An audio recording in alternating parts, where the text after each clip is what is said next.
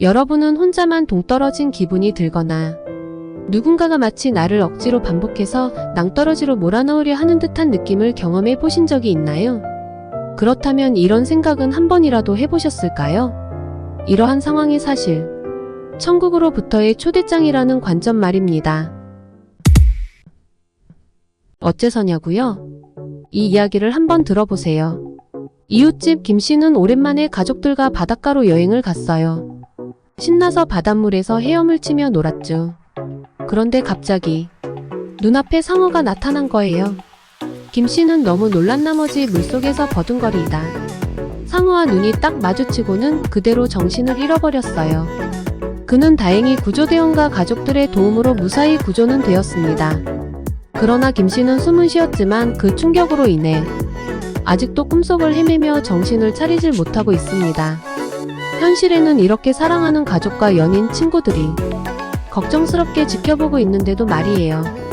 그런데 여기서 잠깐 생각해보세요. 김씨가 꾸는 그 꿈속 세상이 그럭저럭 슴슴하게 지낼만 한 거였어요. 김씨는 혼자 풀도 캐러 돌아다니고 돌멩이도 세고 밥도 잘 먹고 뒹굴거리기도 하고 그는 무엇이 딱히 불편하지도 않고 적당히 지낼만하여 아무 생각 없이 그곳에서 계속 살아가게 됩니다. 그렇게 영겁의 생을 깨어나지 못한 채 적당히 꾸역꾸역 살아가는 거예요.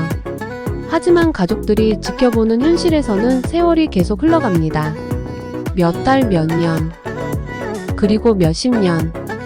가족과 친구들은 매일같이 울며 기다리고 있는데 말입니다. 이는 정말 끔찍한 일이 아닐까요? 하지만 이 상황은 어떤가요? 꿈속에서 김씨는 어떤 이상한 존재가 쫓아오는 것이 너무 무서워서 다리가 후들후들거릴 정도예요. 도망가다가 잡힐 것만 같아 너무너무 무섭고 고통스럽습니다. 숨을 곳도 마땅치 않은데 몇 번이나 기적적으로 피했으니까 말이에요. 심장은 쿵쾅대고 누가 날 좀 구해줬으면 하며 마지막 기도까지 해봅니다. 그리고 고개를 다시 들었는데 이럴 수가. 그가 날 보고 있었어요. 김씨는 소스라치게 놀라 소리를 치기는커녕 심장이 멎기 일보 직전입니다. 거기다 갑자기 뺨이 참을 수 없이 아파와요. 아야, 그만 때려. 이건 또 뭐야? 그런데 여긴? 갑자기 어딘가 낯익은 얼굴들이 보이기 시작한 거예요. 다 꿈이었던 건가요? 지켜보던 가족이 걱정스런 마음에 김씨의 뺨을 몇 대 두드렸던 거였어요.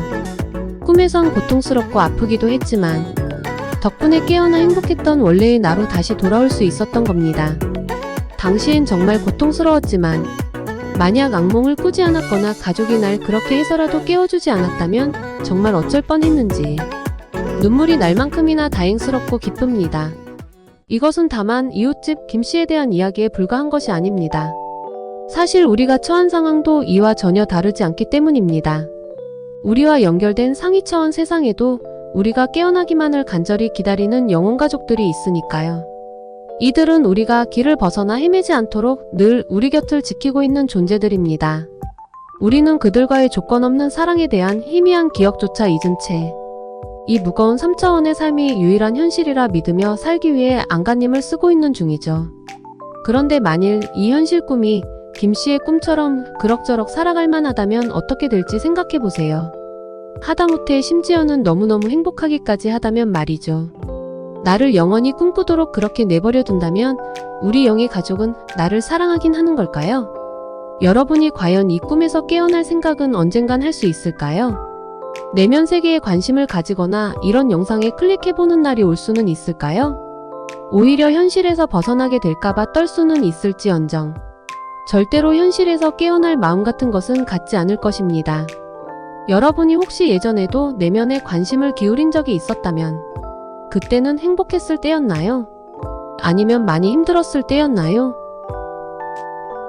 현실이 많이 힘들어야 이 세상 자체를 벗어나고 싶다는 최초의 생각이나마 가져보게 되는 것이고 미지의 다른 세상이 과연 있어줄지 없을지에 대한 막연한 노크일지언정 시도해보게 되는 것입니다. 그런 것이 없었다면 단 하나의 진짜 현실이라 철석같이 믿고 있는 이 세상이란 드라마 재미에 푹 빠져 여러분은 여전히 다른 차원 같은 것은 평생 의식할 가치조차 없다고 무시하고 있을지 모릅니다. 우리 삶의 고통은 우주에서 도착한 초대장과 같은 거예요.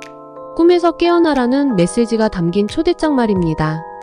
우리의 가족들은 우리를 꿈속에다 길 잃은 미아처럼 헤매도록 마냥 버려둘 수 없는 것입니다. 그리고 많이 힘들면 힘들수록 더욱 간절히 부름받고 있는 것임을 기억하세요. 지체할 수 없기에 흔들어 깨우려는 것은 아닐까요? 같은 기회가 없을 수 있기에 이렇게라도 깨우려는 것은 아닐까요?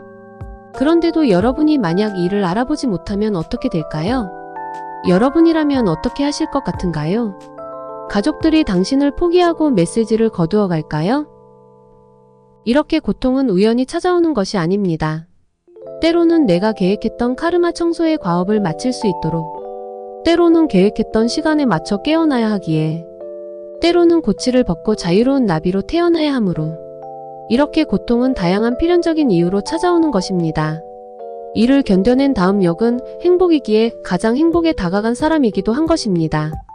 특히나 삶에서 고립되고 이를 게 거의 남아있지 않을 만큼이나 고통스러운 사람이 있다면 그 사람이야말로 가장 행복한 존재라는 뜻일 수 있습니다.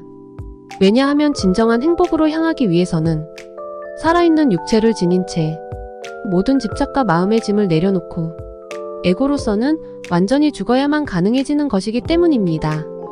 그렇다면 생각해보세요. 에고로서 지킬 것이 너무나도 많을수록 좋을까요? 아니면 잃을 것 하나 없는 것이 더 좋은 상황일까요? 새로운 천국으로 이사를 가기 위해선 집기를 모두 스스로 처리하고 가야만 하는데, 가진 게 나무 깎아 만든 숟가락 하나라면 그냥 저기 흙에다 툭 던져버리고 이사를 떠나버리면 되니 얼마나 간편할까요? 하지만 마음속에 에고의 집착과 욕망의 집기들이 가득하다면 새로운 세상으로 이사가기까지 그것을 다 처리하는 일을 언젠간 스스로가 끝마치고 가야 하는 것입니다. 이것은 누군가가 대신 해줄 수 없는 일입니다. 스스로가 모두 처리해내고 가야 합니다. 따라서 에고의 의식으로서 계속 남아있으면서 에고의 만족만을 끊임없이 추구한다는 것은 해결해야 할 빚을 점점 늘려가는 행위와 같은 것입니다. 따라서 우리는 고통을 겪는 과정에서 이러한 빚쌓기를 일단 멈출 수 있고, 쌓여있던 에고의 잔짐마저도 하나 둘씩 내려놓기를 시작하게 되는 것입니다. 스스로는 절대 그러한 선택을 굳이 하지 않을 텐데, 그렇게 되면 깨어나야 얻을 수 있는 진정한 행복이란 것도 체험하지 못하게 된다는 이야기입니다. 그것뿐일까요? 여러분은 혹시 행복 기준점에 대해 알고 계신가요? 단어 자체는 제가 대략적으로 붙인 거라 생소하실 수도 있겠지만, 행복 기준점이란 나는 이 기준 정도가 충족되면 행복해질 것이다 라는 자신만의 기준 포인트라고 생각하시면 됩니다. 이 행복 기준점은 작으면 작을수록 더 크게 행복해질 수 있는 것입니다. 늘 행복하고 싶다면 행복 기준점을 최대한 낮추어야 가능합니다. 여러분의 행복 기준점은 지금 어디에 맞추어져 있나요?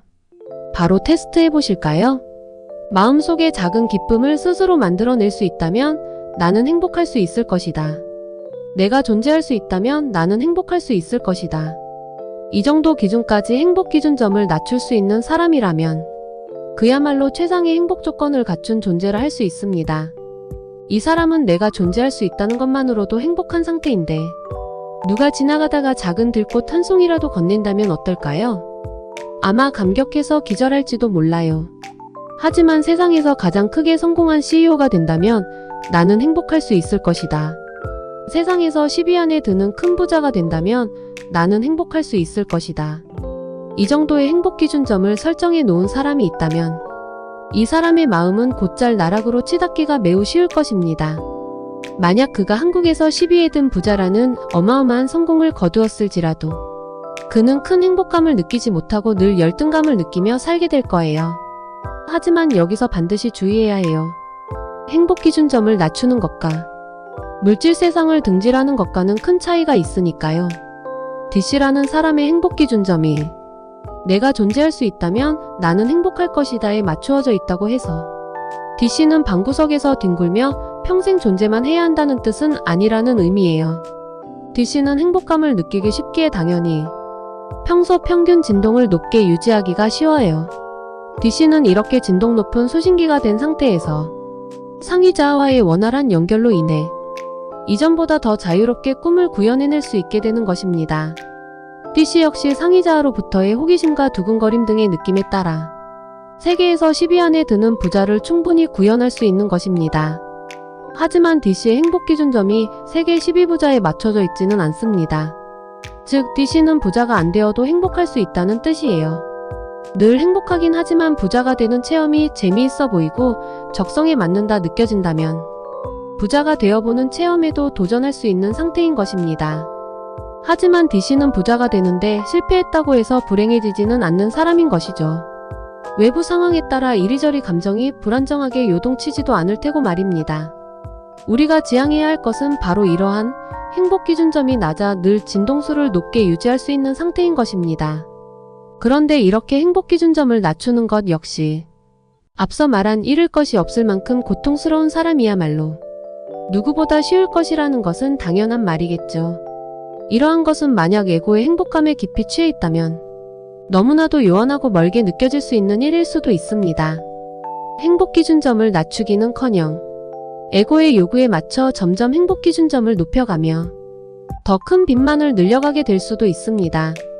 여러분이 겪는 고통은 분명히 필연적이며 행복으로 가는 여정에서 필수적이고 귀한 절차임을 기억해 주세요. 우리가 알고 있는 석가모니를 떠올려 보세요. 그 역시 너무나 행복하게 잘못 태어난 나머지 이 상태로는 깨달음에 간절해지기 어렵다는 것을 알고 고통을 스스로 찾아 나서기까지 했던 역사를 기억해 보세요. 따라서 고통이 있다고 해서 침체되거나 오히려 진동을 떨어뜨리는 것은 축복의 메시지를 잘못 해석하는 것에 불과해요. 우리는 그 이면의 숨은 모습을 알아차리고 의도적으로 긍정으로 승화시킬 수 있어야 합니다. 여러분 모두는 그 승화 능력이 충분하기에 각자의 초대장을 부여받을 수 있었던 것입니다. 이 초대를 견뎌내지 못할 것이었다면 애초에 건네받을 수 없었을 것입니다. 이 현실은 양극성 세상이기에 가장 큰 고통의 다음 역은 천국일 수밖에 없어요. 따라서 극도의 고통을 체험했다면 다음은 반드시 쌍으로서 극도의 행복을 체험할 수밖에 없습니다. 우리가 한 장의 종이를 체험해야만 한다고 상상해보세요. 종이를 반으로 잘라보세요. 이렇게 우리는 양극성을 만들었습니다. 여러분이 그중 검정색 고통이라는 종이를 먼저 체험했다면 이제 남은 것은 흰색 행복이라는 종이를 체험할 차례인 것입니다. 이 둘은 쌍으로서 체험할 수 있을 뿐 한 가지만 골라 체험할 수는 없는 세트로서만 존재하는 것이기 때문입니다. 플러스가 있으면 마이너스가 쌍으로 있는 것이고 불이 있으면 물이 쌍으로 있는 것이며 슬픔이 있으면 기쁨이 쌍으로 있는 것이고 고통이 있으면 행복이 반드시 쌍으로 있는 것입니다. 그렇기에 여러분이 만약 끝도 보이지 않는 것 같은 고통을 겪고 있으면 있을수록 그 다음 차례에는 반드시 그에 상응하는 길고 긴 행복도 필연적으로 이어질 수밖에 없습니다. 만약 이 법칙이 여러분에게만 적용되지 않는다면 여러분은 우주의 법칙을 깨트린 유일한 사람이니 그 자체로 또한 자랑스러운 것으로 행복하지 않을 이유가 없을 것입니다. 현실에 드러나 보이는 액면만을 보는 것은 꿈에 잠긴 사고방식입니다. 여러분은 이것이 나에게 전달하려는 의미가 무엇인가에 대해 사색하고 나를 위한 기회로 전환시킬 수 있어야 합니다. 잘 모르겠을 땐 무엇이 됐든 가족의 메시지에 대한 단서를 찾아보세요. 상의자에게 의도하고 도움을 요청해보세요. 그러면 더욱 눈에 잘 뜨이게 될 것입니다. 자신의 꼬리를 물고 있는 뱀과 같이 멈춰있지 않고 순환할 수 있게 될 것입니다. 이 모든 것이 고치 속을 헤매는 애벌레에 머물지 않고 나비가 되어 날아올라야 하는 이유로 도착한 큰 사랑이었음을 훗날 반드시 이날을 돌아보며 되새기게 될 것임을 확신해보세요. 그럼 다음 영상에서 뵙겠습니다. 시청해주셔서 감사합니다.